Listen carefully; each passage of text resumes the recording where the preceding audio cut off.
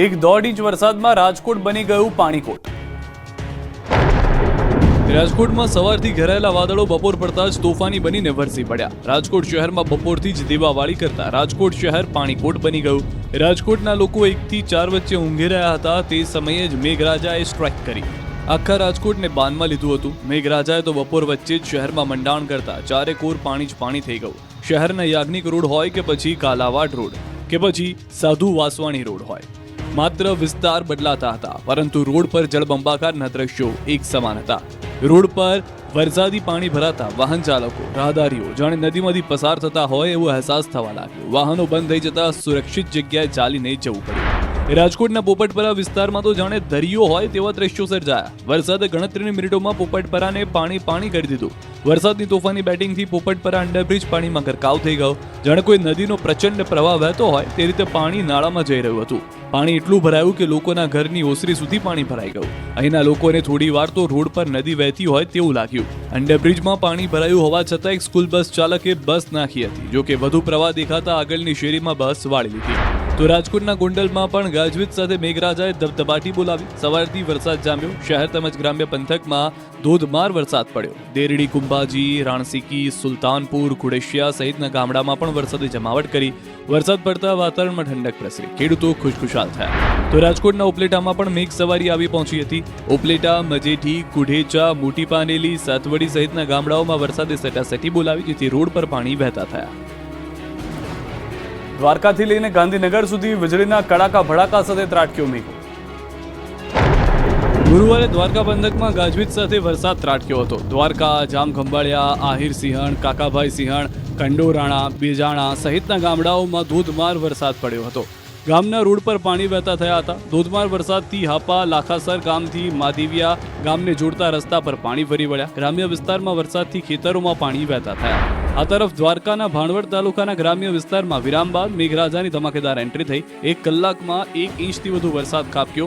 ભાણવડ શહેર તેમજ ભાણવડ તાલુકાના જામપર, ગુંદા, ચાંદવડ, રૂચીવાડા, સાજડીયારી સહિતના ગ્રામ્ય વિસ્તારમાં ધોધમાર વરસાદ વરસ્યો। ગ્રામ્ય વિસ્તારમાં વરસાદથી મુખ્ય બજારો અને ખેતરોમાં પણ પાણી વહેતા થયા।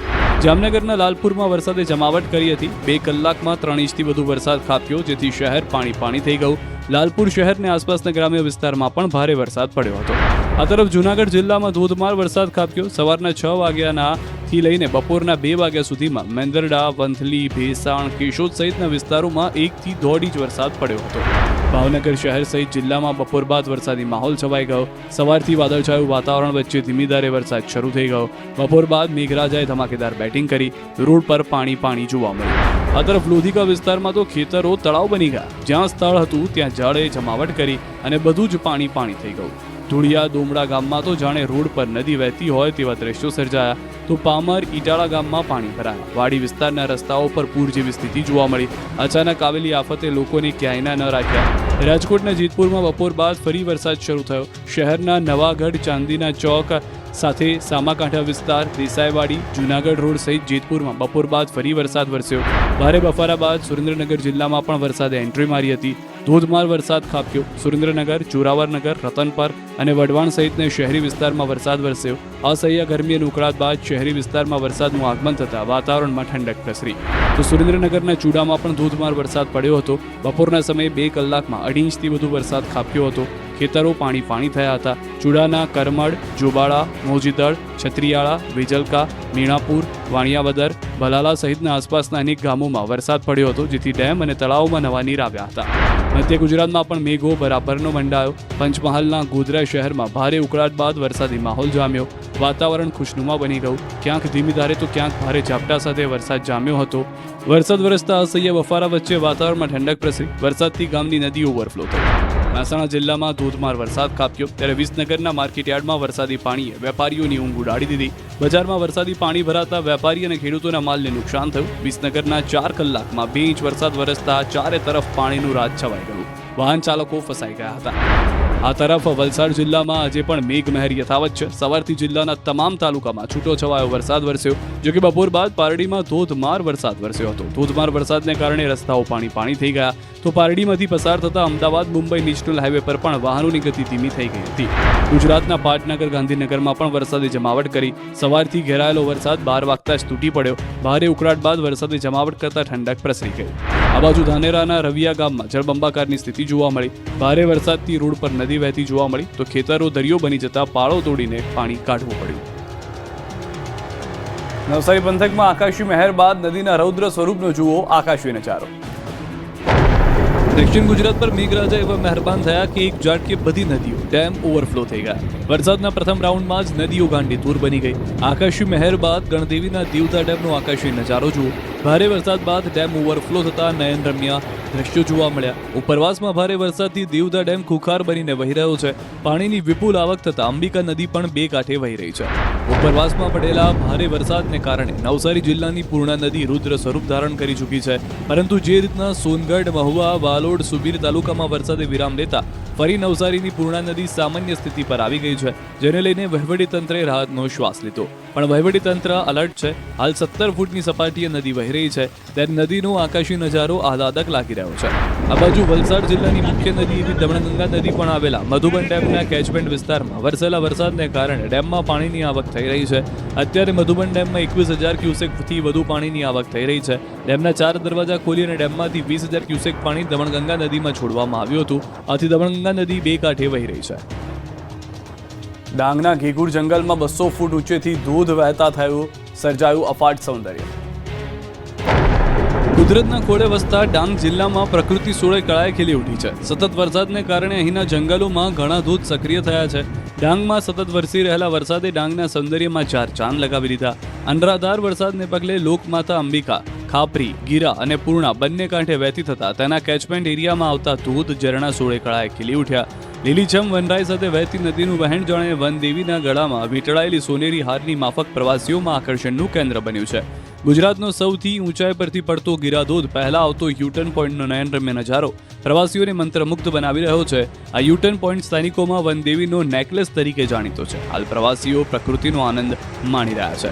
તો વરસાદી માહોલ વચ્ચે તાપીના સોનગઢના ઘાટ જંગલો વચ્ચે આવેલ ચીમેર ધોધનો અદ્ભુત નજારો સામે આવ્યો. જંગલ વિસ્તારમાં ધોધમાર વરસાદને પગલે અંદાજે 100 ફૂટ ઊંચેથી પડતા ધોધના દ્રશ્યો સામે આવ્યા. ગુજરાતના નાયગ્રા ધોધ તરીકે ઓળખાતા ચીમેર ધોધ સહિત આસપાસનું વાતાવરણ સોળે કળાએ ખીલી ઉઠ્યું. અંદાજે 100 ફૂટની ઊંચાઈથી પડતા પાણીના પ્રવાહથી જાણે આસપાસના પહાડો પણ મૌન તોડી રહ્યા છે. આ નયનરમ્ય દ્રશ્યો જોવા માટે પ્રવાસીઓ મોટી સંખ્યામાં ઉમટી પડી રહ્યા છે. અફાટ સૌંદર્યનો આ નજારો નિહાળી તમે પણ મંત્રમુગ્ધ થઈ જશો. ડાંગમાં વરસાદ બાદ ખીલી પ્રકૃતિ. બંભાઈ ધોધના મનમોહક દ્રશ્યો. 100 મીટરની ઊંચાઈથી પડે છે ધોધ. ધોધ સક્રિય થતા પ્રવાસીઓ ઝૂમી ઉઠ્યા. ભારે વરસાદથી કેવડિયામાં પ્રકૃતિ સોળે કળાએ ખીલી ઉઠી. વાદળો સરદારજી સાથે વાતો કરવા નીચે ઉતર્યા. ચોમાસું જામતા જ નર્મદા જિલ્લાના જંગલો અને કેવડિયા તો જાણે સ્વર્ગની જેમ ભાસે છે. ભારે વરસાદની અહીં પ્રકૃતિ સોળે કળાએ ખીલી ઉઠી છે. કેવડિયામાં ચારે તરફ ડુંગરો લીલી ચાદર ઉડી લીધી છે.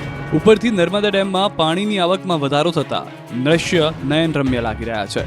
બીજી તરફ સ્ટેચ્યુ ઓફ યુનિટી પણ વરસાદી વાદળો વચ્ચે ઘેરાયેલું જોવા મળ્યું. જાણે વરસાદી વાદળો સરદાર વલ્લભભાઈ પટેલના સ્ટેચ્યુ પર અભિષેક કરવા પહોંચ્યા હોય તેવું લાગે છે. વાદળો સાથે સરદારથી વાતો કરતા હોય તેવું લાગી રહ્યું છે. ક્યારેક પોચા રૂના પર્વતો જેવા વાદળ ઉમટે છે, તો સાતપુડાની શાખે લો પુરુષની પ્રતિમા કુદરતની આ રમ્ય લીલાને અવિચળ સ્નેહથી જાણે કે નિહાળે છે. અને ગુજરાતની જીવાદોરી માં નર્મદા આ બધી લીલા જોઈને હરખના મોજે વહી રહી છે. હાલ મોન્સૂન મેજિકમાં ખોવાઈ જવાની આ અનન્ય ઘડી સૌ પ્રકૃતિ પ્રેમીઓને હેતના તીડા મોકલી રહી છે.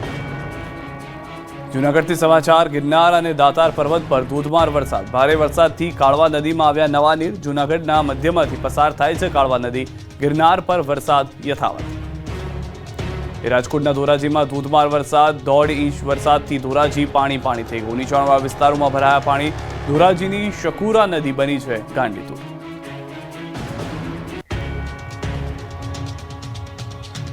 ત્રણ વરસાદી સિસ્ટમ ગુજરાતને ગમરોળી નાખશે. ગુજરાત પર 3 ઘાત. 3 સિસ્ટમ તબાહી મચાવશે. 7 દિવસ સુધી ભૂક્કા બોલાવશે વરસાદ. ગુજરાતીઓ આગામી 7 દિવસ સુધી કામ વગર બહાર નીકળતા નહીં. ગુજરાતમાં હવે આભ ફાટે તેવો વરસાદ પડશે. ક્યાંક વાદળફાડ તો ક્યાંક છોતરાફાડ વરસાદ ખાબકશે. કેમ કે અત્યારે ગુજરાત પર તોફાની વરસાદ ખાબકે તેવી 3 સિસ્ટમ છે અને 1-2 નહીં 3 સિસ્ટમ સક્રિય થતા આગામી 7 દિવસ ગુજરાતને મેઘરાજા ગમરોળી નાખશે. હવામાન વિભાગે આગાહી કરી છે કે 3 વરસાદી સિસ્ટમને કારણે સૌરાષ્ટ્ર, કચ્છ અને ઉત્તર ગુજરાતમાં વિસ્ફોટક વરસાદ પડશે. કચ્છ, જામનગર, દ્વારકા, રાજકોટ, ગીર સોમનાથ, જૂનાગઢ, બનાસકાંઠા, પાટણ, મહેસાણા, સાબરકાંઠામાં ભારેથી भारे वरसाद पड़ी શકે છે. डे 2 के लिए गुजरात रीजन और सौराष्ट्र दोनों के जगह के लिए हैवी रेनफॉल की वार्निंग है और डे 3 से डे 6 के लिए गुजरात रीजन के लिए heavy to very heavy rainfall की वार्निंग है और डे 7 में हैवी रेनफॉल की वार्निंग है. और सौराष्ट्र और कच्छ रीजन की बात करेंगे तो डे 2 से लेकर